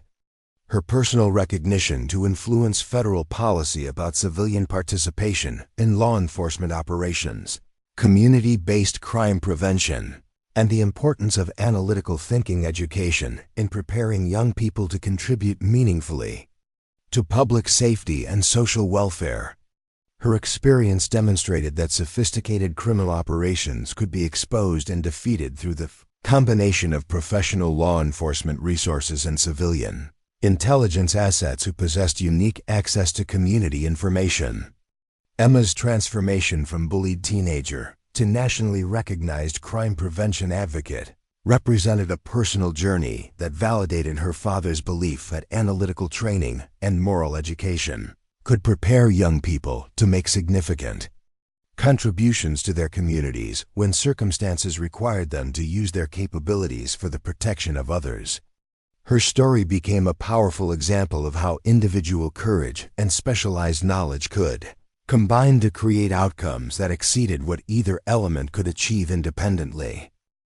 The annual scholarship program established in Emma's name provided funding for students who demonstrated exceptional analytical capabilities and commitment to public service, ensuring that her experience would continue to inspire future generations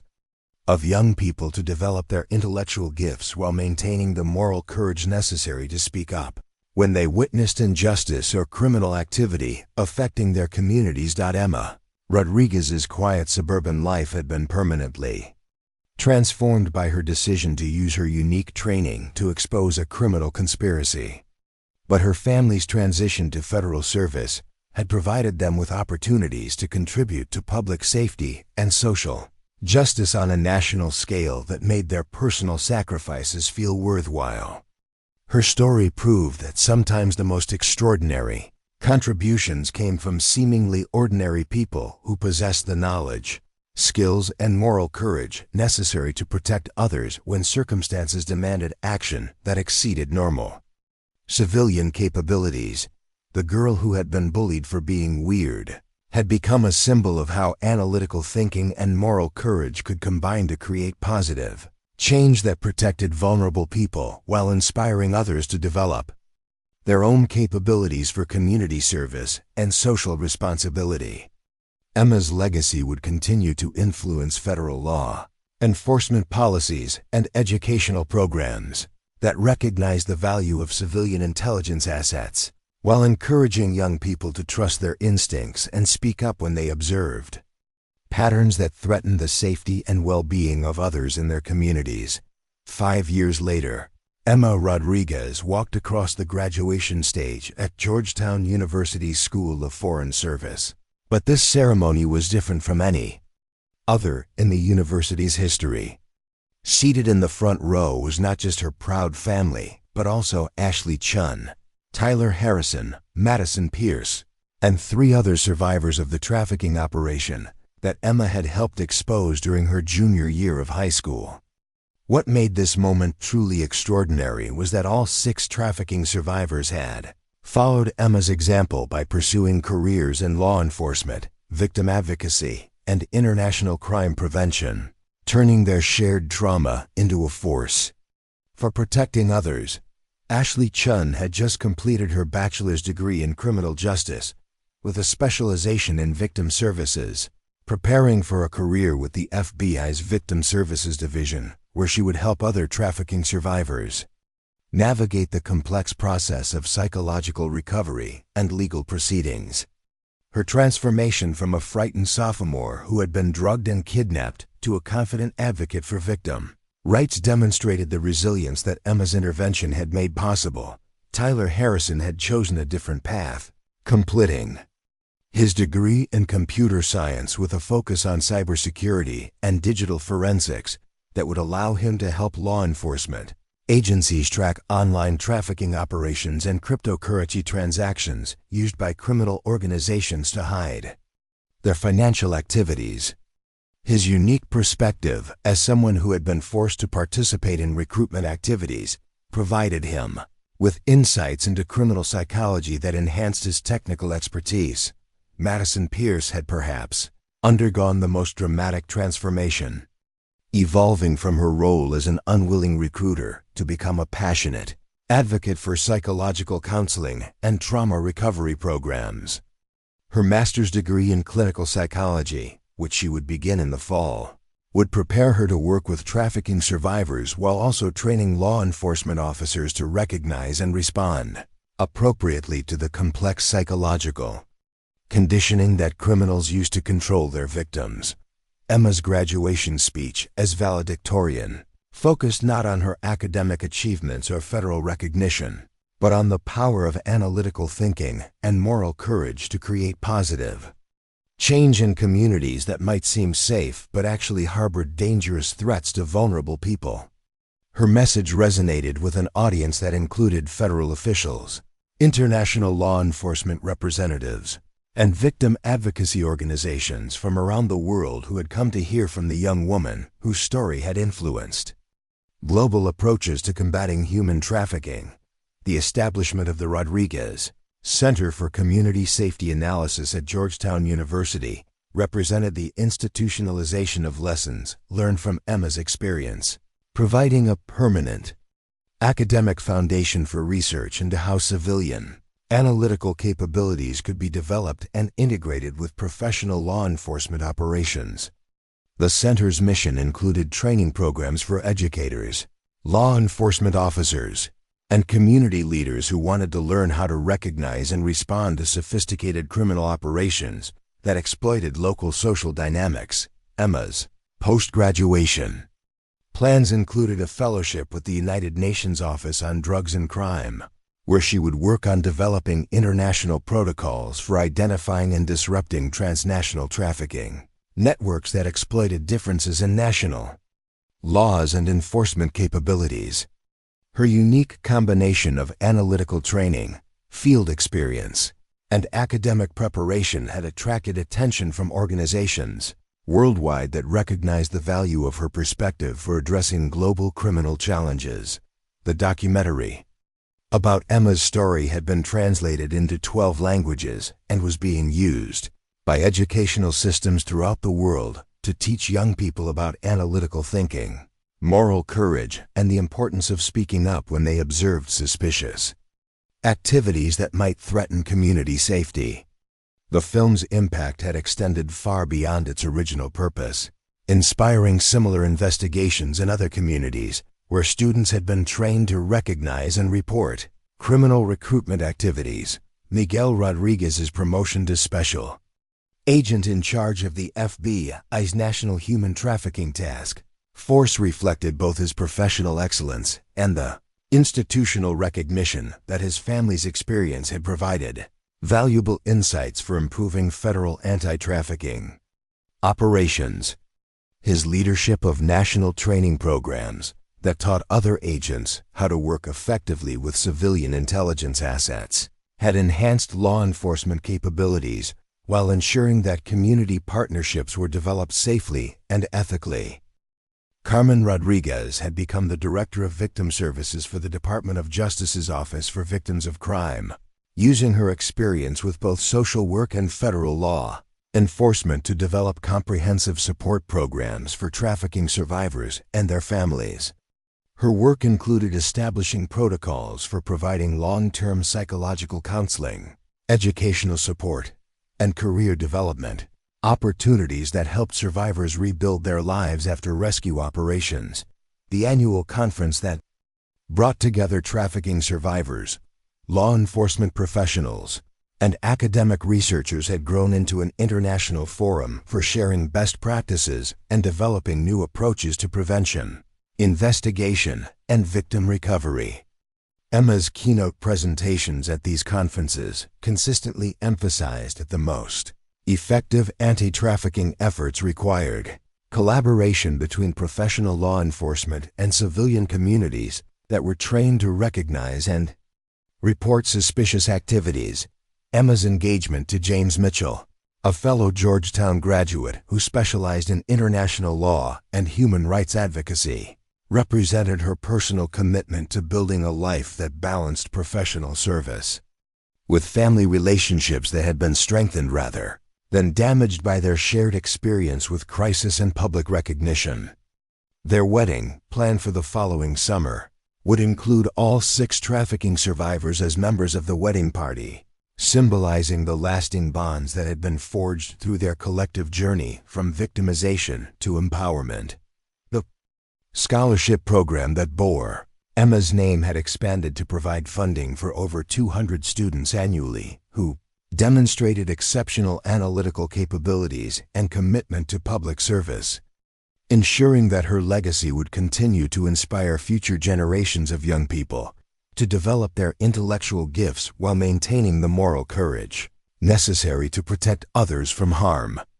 Recipients of Rodriguez scholarships were pursuing careers in law enforcement, victim advocacy, international relations, and community safety education that would multiply the impact of Emma's original contribution. The quiet suburban community of Westfield, Pennsylvania, had been permanently changed by the revelation that sophisticated criminals had been operating within their schools and neighborhoods, But the experience had also strengthened community awareness and cooperation that made similar criminal infiltration far less likely in the future. The town's adoption of comprehensive safety education programs and community vigilance initiatives had become a model for other communities seeking to protect themselves from criminal exploitation. Emma's story continued to inspire young people around the world who felt different or isolated because of their analytical capabilities or moral convictions, demonstrating that being weird could actually be a superpower when those differences involved skills and perspectives that could protect vulnerable people from harm. Her message consistently emphasized that individual courage and specialized knowledge could combine to create outcomes that protected entire communities, while inspiring others to develop their own capabilities for public service. The girl who had been bullied for paying too much attention to details and asking uncomfortable questions had become a global symbol of how analytical thinking and moral courage could combine to expose sophisticated criminal operations while protecting vulnerable people from exploitation. Emma Rodriguez's transformation from anonymous suburban teenager to internationally recognized crime prevention advocate proved that the most extraordinary contributions often came from seemingly ordinary people who possessed the knowledge, skills, and moral courage necessary to act when circumstances demanded protection of others. As Emma concluded her graduation speech, she looked out at an audience that included trafficking survivors, federal agents, university officials, and young people who had been inspired by her story to pursue their own paths of service and protection. Her final words echoed the lesson that had guided her since that October afternoon, when she chose to trust her training and speak up for classmates who were in danger. Sometimes being weird, being different, being the person who notices what others miss isn't a weakness. It's exactly what the world needs to keep people safe. If Emma's story has inspired you to trust your instincts, develop your analytical capabilities, or speak up when you see something that doesn't seem right, we want to hear about it in the comments below. Share this video with someone who needs to know that being different can be a superpower. And make sure you're subscribed, because tomorrow we have an incredible story about a 10-year-old chess prodigy who used strategic thinking to expose a financial fraud scheme that was targeting elderly people in her community.